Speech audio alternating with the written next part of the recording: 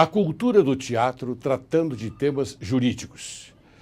Teatro Brasileiro de Comédia, TBC, foi um importante teatro brasileiro, localizado na cidade de São Paulo, na Rua Major Diogo. Foi fundado em 1948 pelo industrial italiano Franco Zampari. Durante as várias fases por que passou e durante os anos em que existiu como companhia estável, o palco do TBC chegou a ter o melhor elenco do país, em que se distinguiam Cacilda Becker, Tônia Carreiro, Fernanda Montenegro, Dionísio Azevedo, Cleide Iácones, Nídia Lícia, Natália Timber, Tereza Raquel, Paulo Otran, Sérgio Brito, Jardel Filho, Sérgio Cardoso, Valmor Chagas, Ítalo Rossi, Francisco Coco, Gianfrancesco Guardieri, Laércio Laurelli e outros. A encenação foi confiada aos gênios europeus, como, por exemplo, Adolfo Celli, Luciano Chalse, Ruggero Jacobi, Ziembinski, Flamínio Bolini Cherry, Maurice Vanneau, Alberto D'Aversa, Gianni Ratto. Dos brasileiros, destaca-se o grande diretor de teatro, Flávio Rangel. Valorizavam a cenografia e a indumentária os grandes mestres, Aldo Calvo, Bassano Vaccarini, Túlio Costa, Gianni Ratto e Mauro Fantini. O repertório no tocante às peças teatrais era significativo. Podemos citar Sófocles, Goldoni, Strindberg, Bernard Shaw, Pirandello, Tennessee Williams, Arthur Miller, Sauvageon, Bardou, André Mirabeau, entre muitos outros. Destaca-se o autor brasileiro Gianfrancesco Guardieri com a peça A Semente.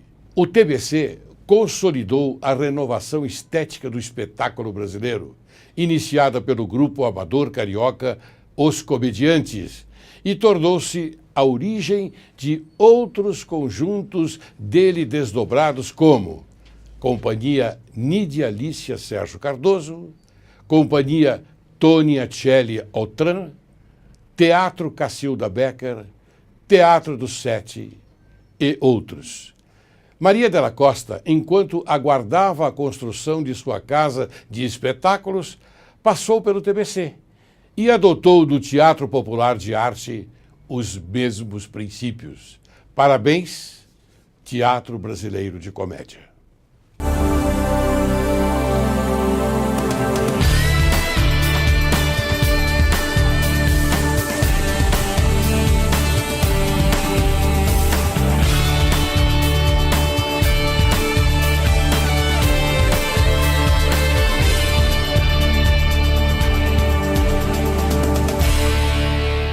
Hoje, Direito e Justiça em Foco apresenta para você, caríssimo telespectador, um programa totalmente diferente. Eu sei que você vai gostar, e vai gostar muito. A cultura do teatro tratando de temas jurídicos. Repito, a cultura do teatro tratando de temas jurídicos. E para falar desse tema, nós convidamos duas excelentes atrizes. Eu as assisti na semana passada. Eu as aplaudi com muito vigor, com muito entusiasmo, porque elas realmente são excelentes. Marita Curi e Carolina Peixoto. Caru Peixoto. Então, elas, como disse, são excelentes e elas eu vou apresentá-las agora para nós conversarmos sobre o espetáculo delas, que está no Teatro Ruth Escobar. E mulheres. Mas elas vão complementar esse tema. Como vão? Tudo ótimo. Tudo bem? Ótimo. Super prazer. Olha, que maravilha. Obrigada. Você sabe que vocês são simpaticíssimas. Obrigada. Quer no teatro, quer no palco e quer fora do palco. É isso aí. Como aqui, por exemplo. Conheceu de todas as formas já, né? Em uma semana. Viu no palco, viu depois. Então, olha, você sabe que a peça que vocês trabalham e edificaram, porque eu sei que vocês, junto com o Renato, não? Porque o Renato é o diretor. Isso. Renato Scarpim, isto. Infelizmente não pôde estar aqui, mandou um grande abraço. Uhum. Mas na próxima ele vem. Se Deus quiser, na próxima ele terá que vir sim, porque ele tem muita coisa a conversar e a informar o telespectador, o público, o povo. Esse é o nosso objetivo. Porque, sabe, Caru e Marita, nós aqui, de Direito e Justiça em Foco, tratamos de causas jurídicas. Não é? E nós sempre informamos o telespectador da verdade. Por exemplo, quando eu falo do Tribunal de Justiça, eu falo dos bastidores. Esse termo vocês conhecem bem. Boa. Dos bastidores do Tribunal de Justiça. E falando dos bastidores, a verdade. Aquilo que realmente acontece. Falamos também do Ministério Público, da Polícia de São Paulo, dos advogados, e nós falamos sempre aquilo que é a verdade, a realidade. Então, eu já vou começar a fazer uma pergunta para vocês. Vocês querem falar alguma coisa? Fique à vontade. Não, é só falar o nome inteiro da peça, que é Mulheres, Tanta Coisa em Comum. Olha aí. É isso. Mulheres, tanta coisa em comum. Que maravilha. E os homens gostam também, né? Gostam. Conhecer um Não, pouquinho mais a mulher, né? Não, eu fiquei, olha, é deslumbrante. É deslumbrante. O espetáculo de vocês realmente é deslumbrante. Então, eu vou fazer uma pergunta já para vocês, tudo bem? Mas depois nós vamos ficar à vontade, vamos conversar sobre aquilo que vocês quiserem. O contraste entre a realidade e as aparências pode ser tema de uma composição teatral? Quem vai falar? Uma? Quem vai falar? Pode ser eu, começo, a gente se complementa. Fale, Maria. A gente faz se isso conhece sempre. há tanto tempo, 20 anos de convivência. Que Uma maravilha. começa, outra termina, uma termina, outra começa, tá tudo Que bem. maravilha. Isso é muito bom. Então fale, Marita. Com certeza, eu acho que o teatro está aí para isso. O teatro mostra o que nem sempre na vida a gente para prestar atenção. E é o invisível. Então é exatamente o contraste entre a aparência e a realidade. É o que está ali, que ninguém está vendo, mas é. E o teatro tem esse poder e esse dever de mostrar. Quer dizer, mostra através da quarta parede, não é? É. Porque a quarta parede é a do público, pertence ao público, não é verdade? É. Muito bem. E você, o que você acha? É Não, isso eu mesmo? Eu concordo. Acho que o público, quando ele vai no teatro, ele fica numa posição quase confortável, assim, de assistir a um espetáculo, e quando ele se permite se envolver, perceber aquilo e se transformar com aquilo... Ele participa do e enredo, participar, a gente- não é? Ele esse participa o do objetivo. enredo. E pode ser falado sobre qualquer tema e essa realidade está aí para todo mundo, né? Muito bem. Então, uma peça de teatro é mais bem apreciada quando encenada e não quando lida pelo público? Como é que é isso? Eu acho que é bem diferente, né? A gente fez uma leitura do espetáculo um mês antes da estreia. A gente foi lá no bar da Rede Birosca. Muito obrigada por eles, por esse... Sim, vocês... Eles abriram pra gente. Aqui vocês podem falar o que vocês Legal, quiserem, porque podem precisa, né? agradecer. O teatro é feito de parceria. Pode agradecer à vontade. A gente precisa agradecer porque são pessoas, né, que acreditam na arte e estão Claro, com a gente. claro. A gente fez uma leitura, tinham várias pessoas, vários amigos, pessoas que a gente não conhecia também. E fizemos uma leitura quase branca, né, que a gente chama, que é olhando para o texto, você falando as falas, né, mas não tinha o olho no olho, não tinha toda a emoção que se tem, né, quando você sai do papel. E já foi muito interessante. E as pessoas que assistiram o espetáculo na estreia, que foi semana passada, tiveram uma outra visão daquela leitura. Porque quando a gente tem um texto e você lê, você tem a sua avaliação. E a gente, como artistas, a gente estuda várias formas de dizer aquela fala, de falar aquele texto. Claro. Então, às vezes não é numa primeira leitura que você consegue se apropriar de tudo que... Claro, porque na encenação há a marcação, não é? Rigorosa, Sim, porque a física, marcação é né? rigorosa. Você não pode sair nem um milímetro daquilo que vocês já conversaram e também ensaiaram. E a leitura não, a leitura é estática, não é? Ela está. Agora, a encenação é dinâmica. Não é isto? E a leitura, ela permite o público a conhecer o texto. E a encenação permite o público vivenciar, entrar na história, curtir, tirar o aprendizado, enfim, apreciar a obra de arte. Né? O texto também é obra de arte, mas o texto lido, ele é informação. Né? O texto encenado, ele é arte. Me diga uma coisa, agora, cá entre nós, que ninguém nos ouça, hein? Por favor. O diretor é muito exigente, é óbvio que ele é exigente, porque ele interpreta o texto do autor. O autor escreveu um texto, entregou para o mundo. Aí vem alguém e diz, eu vou colocar o texto em prática. Correto? Me diga uma coisa, vocês duas, como atrizes, desobedeceram às ordens do diretor? Pode falar, só estamos entre nós. Esse processo foi um pouco atípico, assim, porque o autor é o diretor. Então, quando ele... O autor é o diretor, olha aí, telespectador, olha aí que maravilha. A gente não tinha para onde escapar. Não e tinha... é o seu noivo. Olha só. E ele sabia exatamente o que ele queria do texto. Então, a gente sofreu um pouquinho. Essa exigência foi maior, porque quando ele escreveu, né, a história toda criada dentro da cabeça dele, já vinha imagens, né? Quem escreve tem... E aí a gente tinha a responsabilidade de passando isso que ele já tinha na cabeça dele. Então, era muito difícil, porque às vezes a gente ia para um outro lado e que não era o que ele tinha, ele parava, peraí, deixa eu experimentar. Não é isso.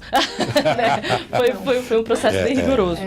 E vocês obedeceram a marcação colocada por ele, essa coisa toda? Ou vocês tiveram liberdade? Na marcação foi bem livre. A marcação mesmo teve bastante liberdade, porque antes de marcar, ele fez um estudo muito profundo com a gente no texto. A gente ficou 3 meses analisando todo o texto. Certo, os personagens. Né? Isso. Então ali a gente sofreu muito.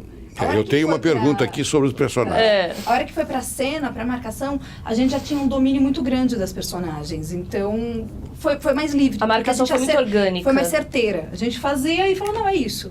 É isso. E era uma coisa que quando a gente estava sentado na mesa, eu nunca tinha feito trabalho de mesa. Os espetáculos que eu já tinha participado sempre eram por laboratórios, experiências, né? Então é bem diferente, assim, esse trabalho de mesa que vai dando quase um ciricutico. Você fala, eu quero levantar, eu quero fazer. Não, segura, concentra, entende tudo, pra depois levantar. E aí, ele falava pra gente, assim, que quando a gente fosse pra cena, que ia ser muito fácil. E a gente, tá bom, vai. E foi. Já tava tudo dentro, pra onde ir, o que fazer, o que pegar, como... A gente já sabia. Então foi muito orgânico. Vocês estão muito seguras. É porque é o método, é uma parte do método de Stanislavski. É parte do método. Porque o método de Stanislavski é muito mais complexo.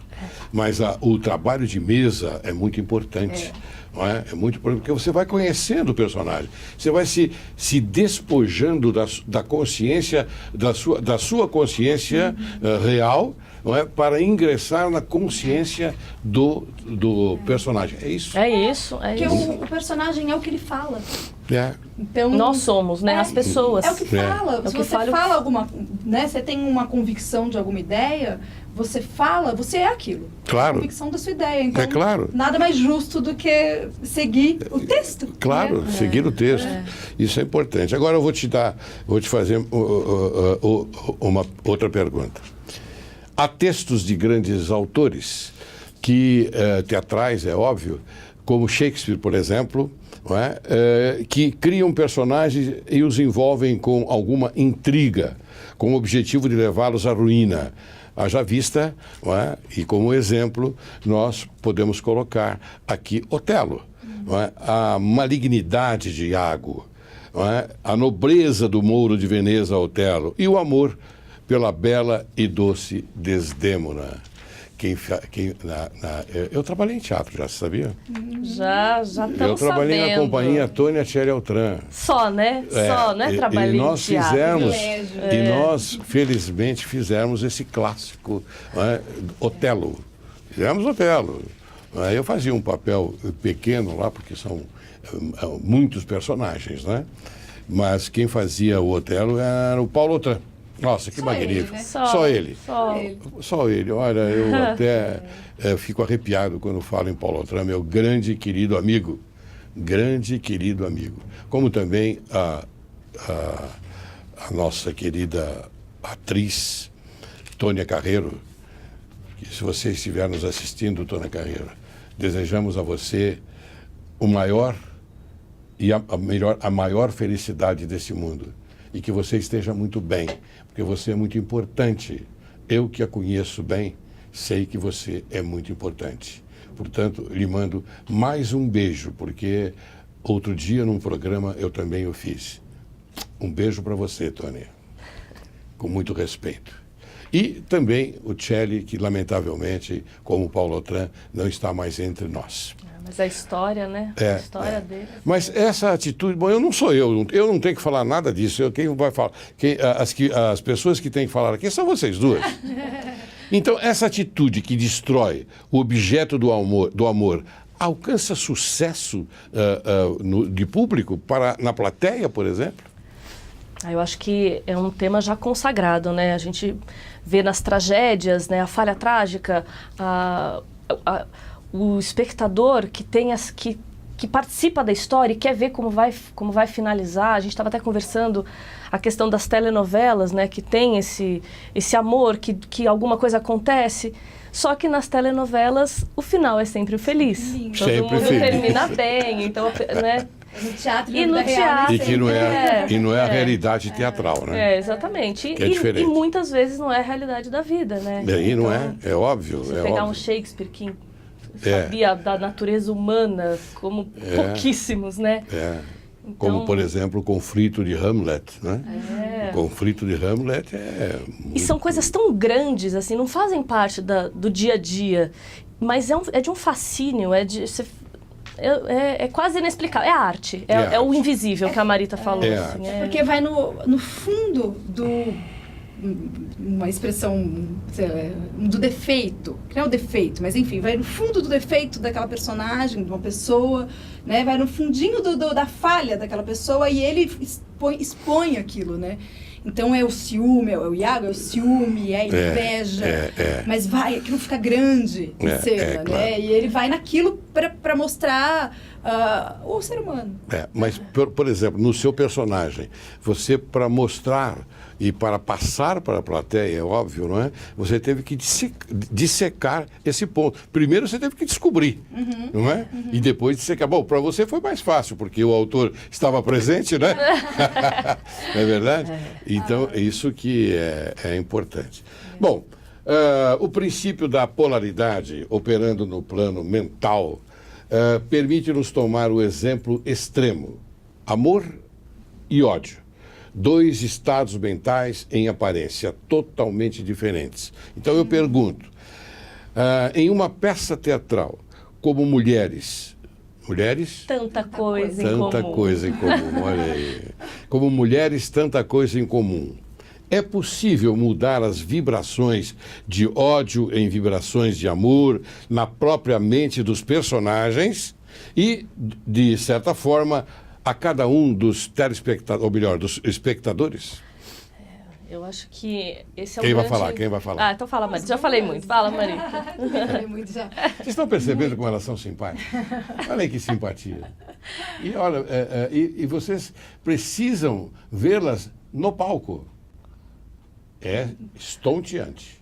Vamos lá, E Marita. no palco não tem simpatia nenhuma, né? As personagens não se conhecem, tem Não- uma intriga. não- E isso é o mais difícil pra gente, porque a gente é muito A gente é amiga, amiga muito demais. próxima. Mas vocês vão falar disso daqui a pouquinho. Eu digo a Vamos lá. simpatia, porque o ator, na minha visão, o ator que interpreta um personagem, seja lá qual for, ele tem que passar uma certa simpatia, por pior que seja o personagem.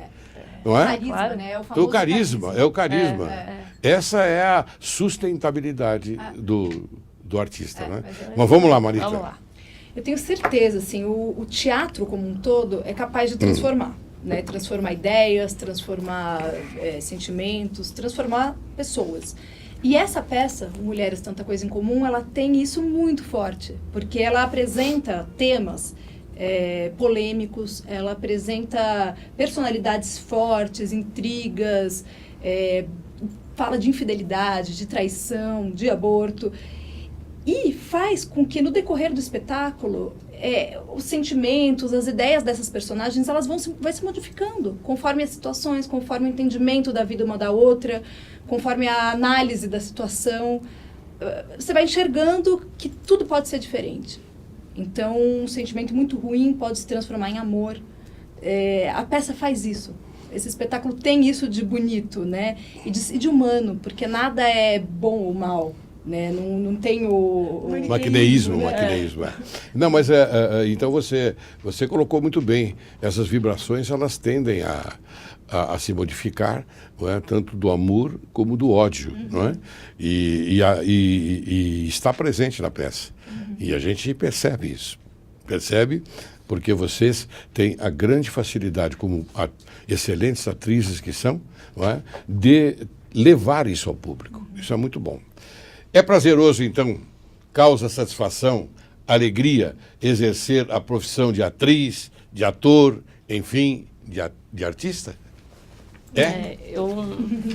Eu acho que essa escolha, né, você escolher viver como artista, é uma escolha muito fácil, pelo menos no começo, porque é muito sedutor, é muito gostoso, é muito prazeroso. Você tem um ambiente que é uma delícia, assim, quem faz teatro e, né, os famosos bastidores, né, é uma delícia.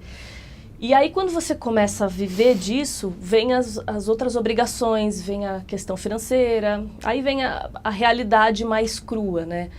Mas esse encanto, esse fascínio, essa delícia de estar no palco, de falar para as pessoas, de comunicar, isso aí é um prazer para a gente e a gente espera que seja um prazer para as pessoas. A gente faz para isso, para ter essa troca. Acho que quando você coloca o artista também como o grande gerador disso, também não é o correto, porque o público precisa se abrir, precisa ter essa troca e aí é uma delícia. É uma sinonimia, né, entre vocês e o público, não é? Quer dizer, o público, o artista precisa conquistar o público através daquele personagem que ele está fazendo. Então a gente percebe isso no decorrer das peças que a gente assiste, não é? Que o público se identifica, às vezes, com certas situações. Eu sou testemunha na peça que vocês trabalham, que em algumas oportunidades o público corresponde ao texto, corresponde às falas, não é? Corresponde ao texto. Isso é muito bom, isso é excelente, bem excelente. Muito bem, você também acha isso? Concordo com tudo, é isso aí. Você se conhece há quantos anos? 20 anos, mais 22. 22 anos. A gente era do mesmo prédio de criança, ela tinha 10 anos, eu tinha 11. Não foi, e a nossa história a gente não ficou amiga por conta da carreira, a gente é amiga de criança. De criança mesmo. prédio. E as duas escolheram a mesma E profissão. nunca tínhamos trabalhado juntas. Então não havia bullying naquela época. Não tinha. É porque hoje é um negócio muito sério, né? Bullying Muito hoje triste. Muito bem. Marita e Caru, Oi. vocês me permitem, eu vou agora chamar um pequeno intervalo e logo, logo nós retornaremos para nós continuarmos com esta agradabilíssima conversa, tá bom? É isso aí. Você aguarde que logo, logo retornaremos. Olha aqui! Mas ok, eu não vou brigar com você por causa disso. Quer fumar? Fuma, não tem importância. Já vi que você é ótimo. Não se preocupe em me deixar esperar, mas se preocupe com a minha saúde.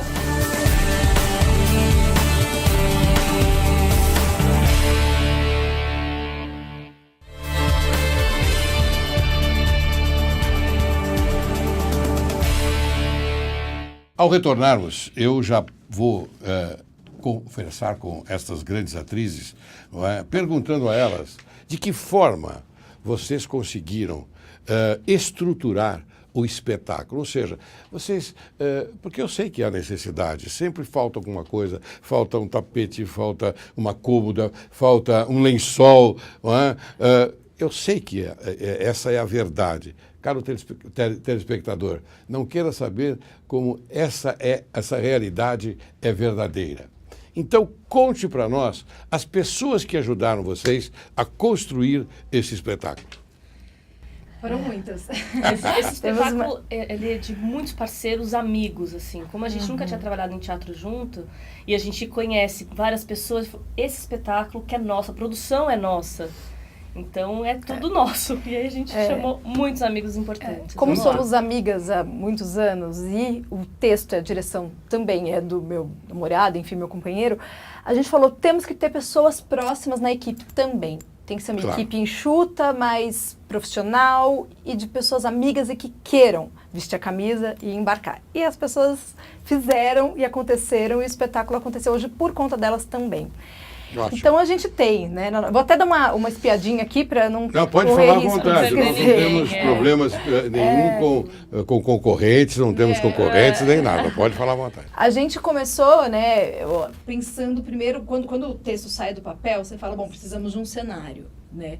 Aí o diretor tem uma ideia do cenário, tem uma concepção, e a gente precisava de alguém dessa área para poder estruturar. Então, chamei uma amiga minha, também uma profissional excelente, que é a Camila Lasco, que ela é arquiteta de interiores, design de interiores, e foi ela que criou toda essa coisa da transformação. O cenário se transforma, né? Ele começa de um jeito e acaba em outro jeito. Eu não vou contar, que é só para quem assistir. E não conte mesmo, porque a transformação é belíssima. É cinematográfica. Belíssima. Bom. Então a Camila Lasco é responsável pelo cenário. O César Rezende, que a gente chama de Basquiat, ele é o responsável pelos adereços, pelas coisas minuciosas do cenário.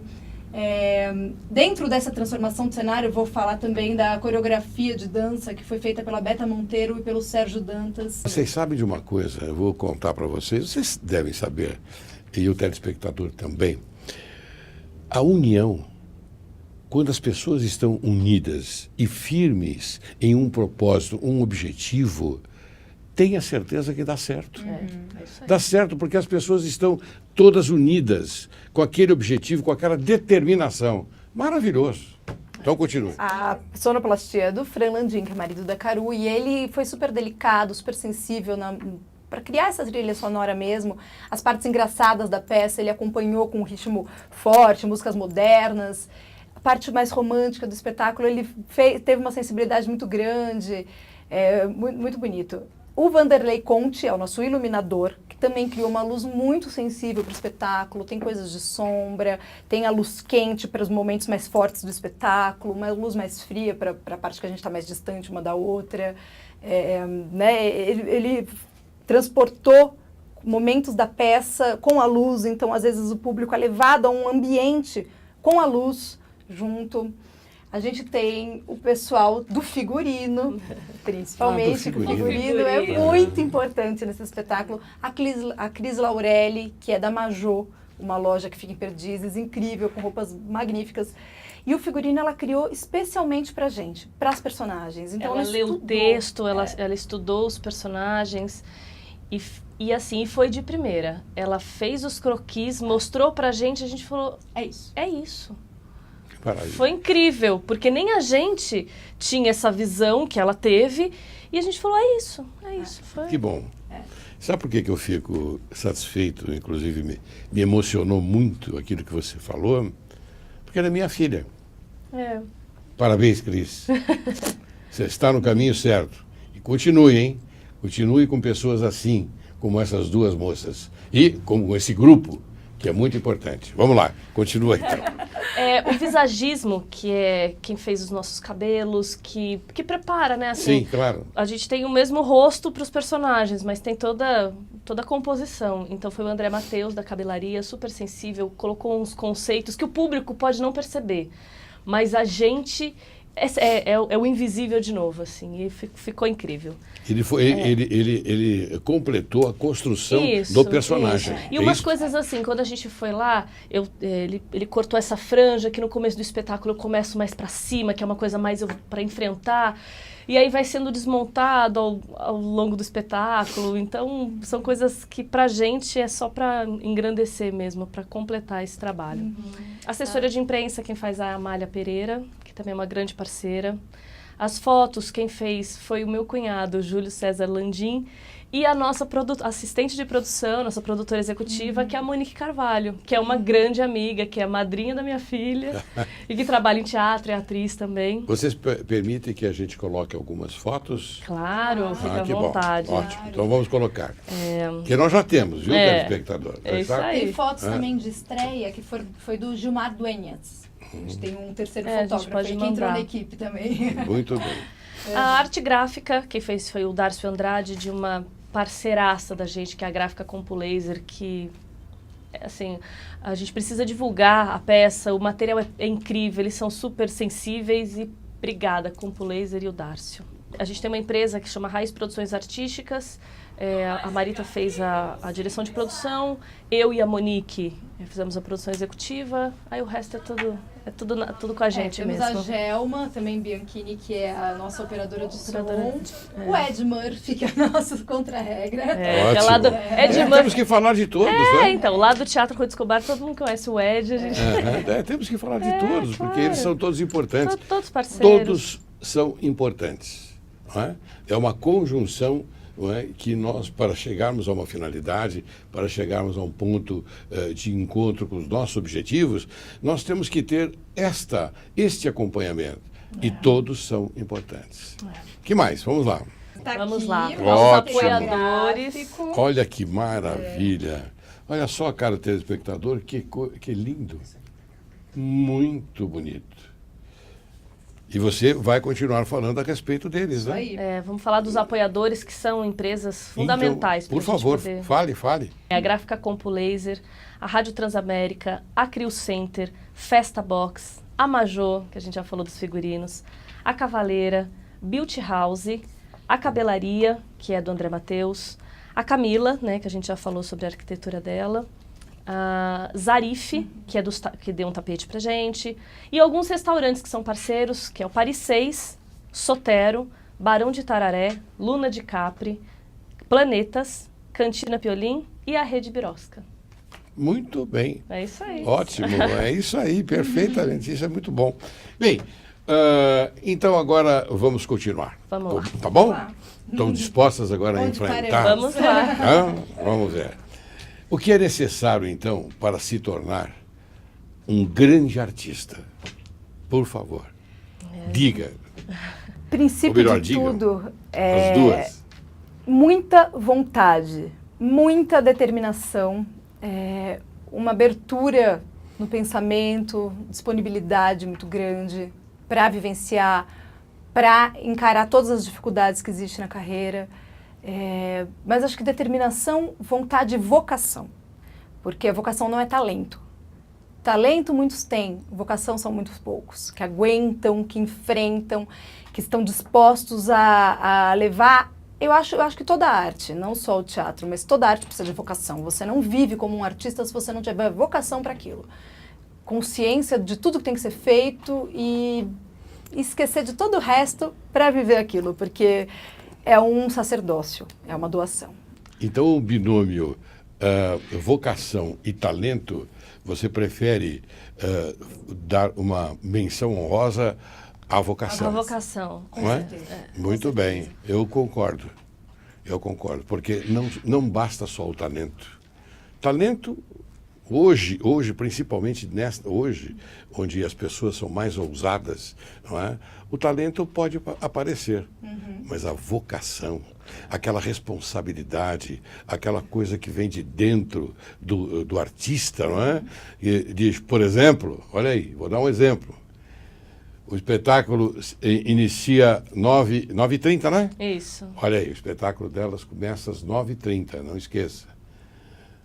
Às 7h da noite você tem que estar no teatro. No dia da estreia estávamos às 10 da manhã. Sim. No dia da estreia. Mas nos dias comuns, Sim. às 2h30 antes. Isso aí. 2h30 antes. E eu sou da época em que os artistas, não é, eram tão responsáveis que antes de entrar em cena, eles faziam os seus exercícios. Claro. E eu acredito que vocês também fazem. Exercício não é verdade? corporal, exercício vocal, a concentração. O rato roeu Não é? Não O é? rato roeu a roupa do rei de Roma. Olha aí, o rato roeu a roupa do rei de Roma. Por que se fala isso? Por que vocês...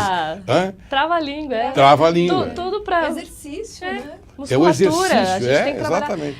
Eu faço exercícios de fono, por exemplo, 1 hora, 1 hora e meia por dia, estando em cartaz ou não. Porque você tem que estar preparado. Seu material Claro. de trabalho é sua voz, é seu corpo, Claro, então claro. a gente tem que se dedicar muito. Muito bem, eu entendo que a dedicação, então, ao teatro compreende 2 traços imprescindíveis, perfeição e seriedade. Como é que vocês encaram essa máxima, dedicação ao teatro?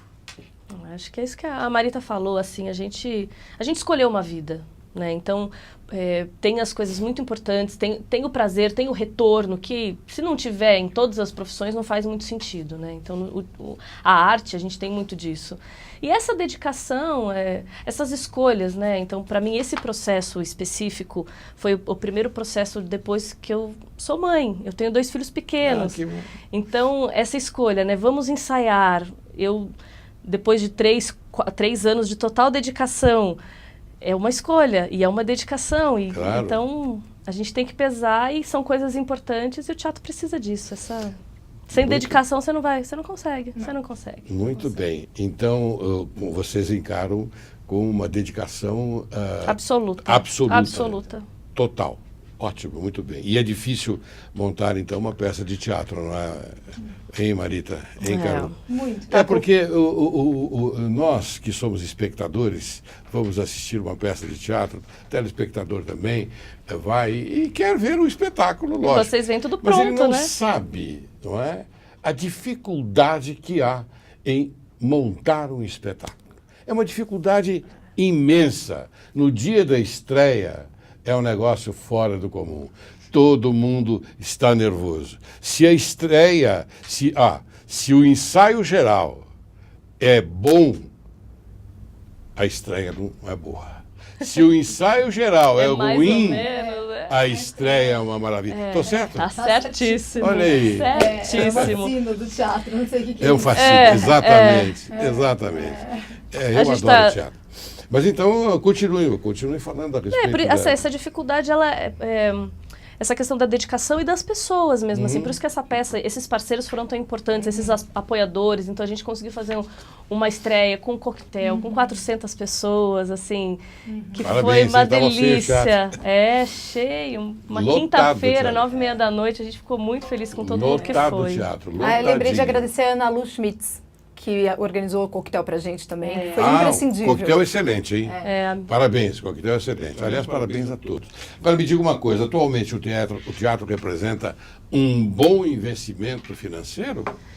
Eu acho que para as empresas que se utilizam, por exemplo, de leis, né, de PROAC, de Lei Rouanet, é um grande investimento, porque você chega no público diretamente, né, as pessoas que vão assistir, veem a sua marca associada a um espetáculo que a gente espera que seja sempre de qualidade. Acho importante a gente falar também que esse espetáculo, a gente tem tantos parceiros e foram essenciais porque a gente não tem um patrocínio. Muito né? bem. A gente resolveu, agora a gente vai inserir em todas as leis o espetáculo, deixar tudo bonitinho para ir atrás de empresas que queiram se beneficiar da Então, peça. É isso aí. Olha aí, empresas, vocês que estão assistindo esse programa, habilitem-se. Habilitem-se porque Assistam. a peça é muito boa. Olha aí. E me diga uma coisa, vocês duas atrizes que trabalham intimamente para dar vida aos personagens com a proposição de fundo quanto ao tema jurídico, agora vou entrar no tema jurídico, localizado na legislação penal no tocante ao aborto. O que vocês acham sobre isso? Esse foi um dos temas mais difíceis de eu trabalhar nesse espetáculo. Eu sou mãe, eu sempre fui contra o aborto, né? Eu acho que é uma agressão muito grande para a mulher, para a criança, nem se fala. Então é um tema que a gente foi discutindo bastante, a gente queria falar sobre as mulheres e a mulher tem essa maternidade muito latente e quando não tem também, né, passa por isso durante a vida. Então foi muito difícil, assim, particularmente eu estudei bastante, eu ouvi muitos depoimentos, era um tema que eu sempre fiquei distante, não participava. Tive amigas que me pediram ajuda para fazer essa prática ilegal e sempre me agrediu muito essa situação. Então, foi difícil ter que me me envolver nisso. A personagem tem um passado de aborto que é muito difícil e que leva pro resto da vida, então... Mas para, não vai contar muito. Não vou contar mais nada. Não. E vocês desenvolvem muito bem esse tema no espetáculo, viu? Parabéns. Que bom. E vocês passam uma mensagem excelente para o povo, viu? Passo. Eu vou dizer para vocês o que é o aborto. Segundo a lei, o aborto necessário se há outro meio de salvar a vida, se não há outro meio de salvar a vida da gestante. Aborto no caso de gravidez resultando de estupro. Se a gravidez resulta de estupro e o aborto é precedido de constrangimento da gestante ou quando incapaz de seu representante legal. Então, esse é o aborto necessário. Agora, hoje, hoje está se projetando uma modificação desta parte. Então, como é que ficaria esse artigo 128? Porque diz não se pune o aborto praticado por médico e aí desta forma. Então, como é que ficaria hoje? Autorizado até a 12ª semana de gestação, se médico ou psicólogo atestar que a mãe não tem condições de arcar com a maternidade, assim como nos casos de feto anencéfalo.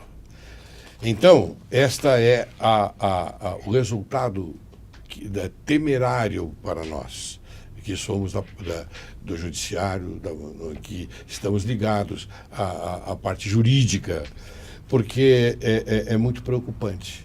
Só um atestado médico de um psicólogo ou de um médico até a 12ª semana. Então, parece que vamos torcer para que não vingue, não é, esta figura do artigo 128 e permaneça como está. Bem, eu vou continuar agora, porque ainda temos mais 2 minutos para terminar o programa. Eu quero que vocês me digam o seguinte, Marita, perdão, o namorado como diretor é muito exigente, você falou que é. Muito bem. Agora, me diga, aconteceu alguma coisa pitoresca no decorrer dos ensaios? Sempre acontece. Sempre acontece. Não, deve ter acontecido muito mais. Assim, a gente lembra, a gente ensaiou na minha casa. E eu tenho uma cachorra que chama Melodia. E ela é muito ligada à Marita, assim, desde que ela é muito bebezinha, ela tem muito contato com a Marita. E a gente fazendo a peça, ela ficava no meio. Ela participava e assim, a gente Melodia, filha, tá tudo bem. Aí nas horas de discussão, ela latia, ela não sabia o que fazer. Não, assim, ela foi um caso à parte. Os nossos ensaios, tem os nossos ensaios e tem os nossos ensaios com a Melodia. Tanto que no programa da peça a gente colocou nos agradecimentos, Melodia. Porque ela participou de todo o processo. Todos os ensaios. E a gente não tinha coragem de tirar ela, porque tadinha, ela estava ali. Muito bem, minhas queridas atrizes, eu fiquei muito honrado hoje em recebê-las aqui no programa Direito e Justiça em Foco. E eu agora vou passar a palavra a cada uma de vocês para que vocês usem a câmera no sentido de a colocação que vocês quiserem. Não é? São as considerações finais. Por gentileza, Marita. Primeiro eu quero agradecer, né, esse convite. Estou muito contente de estar aqui e convidar vocês a ir ao teatro, assistir Mulheres, Tanta Coisa em Comum, toda quinta-feira, às 21h30 até 29 de novembro. Aproveitar que é feriado, né, tem vários feriados em novembro, vamos assistir, tá bom? Obrigada. Minhas considerações finais. A primeira coisa, assim, foi um prazer conhecer essa pessoa aqui. Eu tô achando, minha intuição me diz que ainda vai voltar pro teatro desse jeito. Eu acho. Olha que minha intuição é boa, viu? Muito bem. E obrigada, assim, vamos assistir o espetáculo. Acho que é um trabalho muito sério que a gente fez e que quanto mais pessoas conseguirem assistir, a gente vai atingir um público que acho que pode ser muito importante para todo mundo, para a gente e para vocês. Eu quero agradecer bastante a presença de vocês, torno a afirmar, e quero convidar você, caro telespectador, e você sabe muito bem que esse é o programa que nós nos manifestamos no sentido da verdade, falamos a verdade. Então, eu quero convidar você, telespectador, a assistir essa peça maravilhosa, Mulheres, Tanta Coisa em Comum. Assista porque você não vai se arrepender. É excelente. Daí porque, então, eu agradeço muito a presença de vocês e também ao grande diretor, Renato Scarpim. Parabéns pela sua produção, pelo seu texto excelente, e pela direção destas queridas atrizes que nós temos nesse estado de São Paulo. Ok? Ok. Muito obrigado.